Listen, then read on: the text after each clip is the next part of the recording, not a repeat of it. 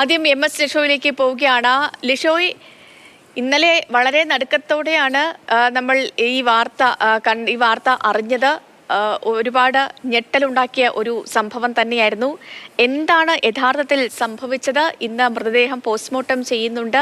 പ്രതിയെ ഇന്ന് കോടതിയിൽ പ്രതിയുടെ അറസ്റ്റ് ഇന്ന് രേഖപ്പെടുത്തും. അങ്ങനെ നടപടിക്രമങ്ങളുമായിട്ട് മുന്നോട്ട് പോകുന്നു. എന്താണ് ഇന്നലെ യഥാർത്ഥത്തിൽ സംഭവിച്ചത് എന്നറിയണം. ഒപ്പം തന്നെ ഈ പ്രതിയുടെ മരിച്ചയാളുടെ പോസ്റ്റ്മോർട്ടം അടക്കമുള്ള നടപടിക്രമങ്ങൾക്ക് എപ്പോഴാവും തുടക്കമാവുക?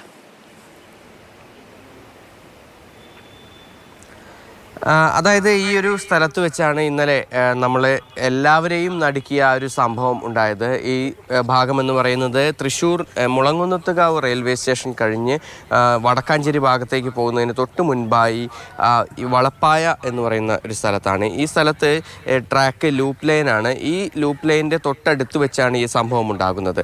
ഇത് കൃത്യമായി പറഞ്ഞാൽ നേരത്തെ സൂചിപ്പിച്ച പോലെ തന്നെ ഈ പ്രതിയുടെ കയ്യിൽ നിന്നും പിഴ ഈടാക്കുന്നതുമായി ബന്ധപ്പെട്ട ഒരു തർക്കമാണ് ഈ കൊലപാതകത്തിലേക്ക് നയിച്ചത്. ഈ രജനീകാന്ത് എന്ന് പറയുന്ന പ്രതി, അതായത് ഇയാളുടെ അറസ്റ്റ് രേഖപ്പെടുത്തി കഴിഞ്ഞു, FIR ഇട്ട് കഴിഞ്ഞു. FIRൻ്റെ പകർപ്പ് ഉൾപ്പെടെയുള്ള വിവരങ്ങളാണ് നമുക്കിപ്പോൾ ലഭിച്ചിരിക്കുന്നത്. പോലീസ് എടുത്തിരിക്കുന്ന FIRൽ കൃത്യമായ വിവരങ്ങളുണ്ട്. അതായത്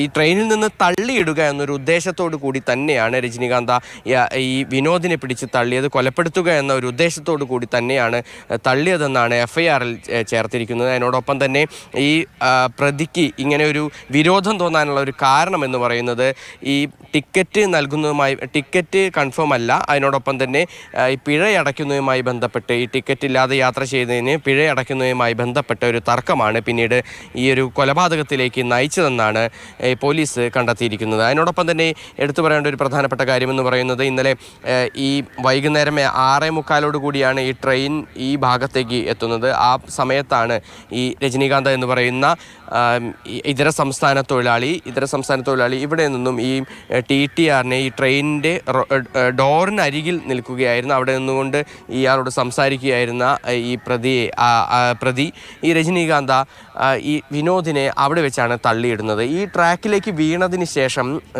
ശേഷം അല്പസമയം ഈ ഡോറിൻ്റെ സൈഡിലുള്ള കമ്പിയിൽ പിടിച്ച് കിടക്കാനായി ശ്രമിച്ചതെന്നാണ് റെയിൽവേ പോലീസ് പറഞ്ഞിരിക്കുന്നത്. കാരണം അദ്ദേഹത്തിൻ്റെ ബാഗും മറ്റു കാര്യങ്ങളെല്ലാം തന്നെ, ബാഗിലുള്ള സാധനങ്ങളെല്ലാം തന്നെ പലയിടങ്ങളിലായാണ് ചിതറിക്കിടന്നിരുന്നത്.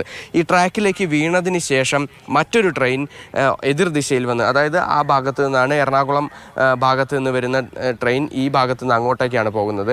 ഈ ട്രാക്കിലേക്ക് വീണതിന് ശേഷം തൃശ്ശൂർ ഭാഗത്തേക്കുള്ള മറ്റൊരു ട്രെയിൻ അദ്ദേഹത്തിൻ്റെ ദേഹത്ത് ഇടിച്ചു എന്നുള്ളതാണ് മൃതദേഹം പരിശോധിച്ചതിൽ നിന്നും ഈ റെയിൽവേ പോലീസ് ഉദ്യോഗസ്ഥർ വ്യക്തമാക്കിയത്. കാരണം അതിൻ്റെ ഒരു രീതിക്കാണ് മൃതദേഹം ചിതറിക്കിടക്കുന്നത്. ആദ്യം അദ്ദേഹം ട്രാക്കിലേക്ക് വീണ ഇടം, അവിടെ നിന്നും മൃതദേഹം കിടക്കുന്നത് ഏകദേശം ഒരു 10 മീറ്ററോളം പുറകോട്ട് മാറിയാണ്. അതായത് വീണതിന് ശേഷം പുറകോട്ട് മാറിയാണ് കിടക്കുന്നത്. അതുകൂടാതെ ഈ ചില മൃതദേഹത്തിൻ്റെ ഭാഗങ്ങൾ അവിടെ നിന്നും ഏകദേശം ഒരു 20 മീറ്ററോളം മാറിയാണ് കിടക്കുന്നത്. അതായത് ഈ ദിശയിലേക്ക് ട്രെയിൻ പോയപ്പോൾ വീഴുകയാണെങ്കിൽ സ്വാഭാവികമായും മുന്നോട്ടേക്കാണ് പോകേണ്ടത്. മറ്റൊരു ട്രെയിൻ ഇടിച്ചതിനാലായിരിക്കണം തിരിച്ച് എതിർദിശയിലേക്ക് ഈ മൃതദേഹം പോകാനും മൃതദേഹത്തിൻ്റെ അവശിഷ്ടങ്ങൾ പോകാനും കാരണമെന്നാണ് റെയിൽവേ പോലീസ് വ്യക്തമാക്കുന്നത്. എന്തായാലും പ്രതിയെ നിലവിൽ പിടികൂടിയിട്ടുണ്ട്. പ്രതി പാലക്കാട് വെച്ചാണ് പ്രതിയെ പിടികൂടുന്നത്. പ്രതിയെ അവിടെ നിന്നും ഇന്നലെ രാത്രി തന്നെ പാലക്കാട് നിന്നും തൃശ്ശൂർ റെയിൽവേ പോലീസിന് കൈമാറിയിട്ടുണ്ട്. തൃശ്ശൂർ റെയിൽവേ പോലീസ് സ്റ്റേഷനിലാണ് നിലവിൽ ഈ പ്രതി ഉള്ളത്. ഇയാളെ ചോദ്യം ചെയ്തു, FIR ഇട്ടിട്ടുണ്ട്. അതിനോടൊപ്പം തന്നെ 302 വകുപ്പ് ആണ് നിലവിൽ ഈ പ്രതിക്കെതിരെ ചേർത്തിരിക്കുന്നത്. കൂടാതെ ഈ മരിച്ച വിനോദിൻ്റെ ഇൻക്വസ്റ്റ് നടപടികൾ ഇന്ന് രാവിലെ 9 മണിയോടുകൂടി ആരംഭിക്കും. അതിനുശേഷം പോസ്റ്റ്മോർട്ടം നടപടികൾക്ക് ശേഷം ആയിരിക്കും മൃതദേഹം ബന്ധുക്കൾക്ക് വിട്ടു നൽകുക. തൃശ്ശൂർ മെഡിക്കൽ കോളേജിലാണ് ഞാൻ പ്രദീപ് ജോസഫിലേക്ക് കൂടി പോവുകയാണ്. പ്രദീപ്, ഈ ലിഷോയ് പറഞ്ഞതുപോലെ നമ്മളെ ഒക്കെ നടുക്കിയ ഒരു സംഭവം തന്നെയായിരുന്നു ഇന്നലെ രാത്രിയോടെ പുറത്തു വന്ന TTRന്റെ കൊലപാതകം എന്ന് പറയുന്നത്. ഈ പ്രതി രജനീകാന്തിനെ അറസ്റ്റ് ഇതുവരെ രേഖപ്പെടുത്തിയിട്ടില്ല. ഇയാള് ട്രെയിനിലേക്ക് എവിടെ നിന്നാണ് കയറിയത്, ഇയാൾ ആരാണ് എന്നെ സംബന്ധിച്ച വിവരങ്ങളൊക്കെ പുറത്തു വന്നിട്ടുണ്ടോ? ഒപ്പം തന്നെ നമ്മുടെ ഈ അപകടമുണ്ടായ എറണാകുളം പാട്ന എക്സ്പ്രസ് ഇതിനെ കുറിച്ചിട്ടും ഒരുപാട് ഇപ്പോൾ പരാതികൾ അല്ലെങ്കിൽ ആരോപണങ്ങളൊക്കെ ഉയരുന്നുണ്ട്. കാരണം സ്ഥിരമാണ് ഈ റൂട്ടിലേക്ക് വരുന്ന ട്രെയിനുകളിൽ ഇത്തരം സംഭവങ്ങൾ സ്ഥിരമായി ഉണ്ടാകാറുണ്ട്. മുൻ TTRമാരൊക്കെ ഇതുമായി ബന്ധപ്പെട്ട പരാതികൾ, അതായത് ഈ റൂട്ടിലേക്ക് ഓടുന്ന ട്രെയിനുകളുടെ എണ്ണം കുറവാണ്, അതുകൊണ്ട് തന്നെ ഈ പ്രശ്നങ്ങളൊക്കെ ഉണ്ടാകാറുണ്ട്. ആ രീതിയിലുള്ള ഒരുപാട് ആരോപണങ്ങളും ഒക്കെ ഉയരുന്നുണ്ട്. ഇപ്പോൾ പ്രദീപ് നിൽക്കുന്നത് വിനോദിന്റെ വീട്ടിലാണ് എന്ന് മനസ്സിലാക്കാൻ കഴിയുന്നു. അവിടെ എന്താണ് അവസ്ഥ, ഒപ്പം തന്നെ ഈ പ്രതിയെക്കുറിച്ചുള്ള വിവരങ്ങൾ?